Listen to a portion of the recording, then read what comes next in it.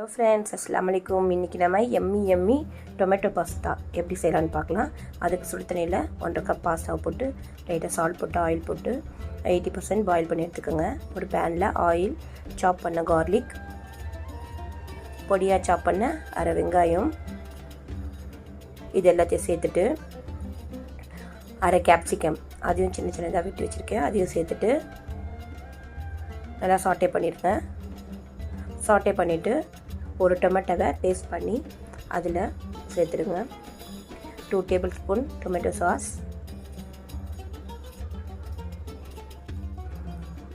அரை teaspoon chilli flakes, அரை teaspoon oregano, இதெல்லாம் சேர்த்துட்டு வேக வச்சு எடுத்த பாஸ்தா அதில் சேர்த்து அரை டீஸ்பூன் மொசரல்லா சீஸ் அதையும் சேர்த்துட்டு எடுத்தோன்னா எம்மி டொமேட்டோ பாஸ்தா ரெடி. நம்ம சேனலை சப்ஸ்கிரைப் பண்ணனா சப்ஸ்கிரைப் பண்ணிடுங்க. பாய்.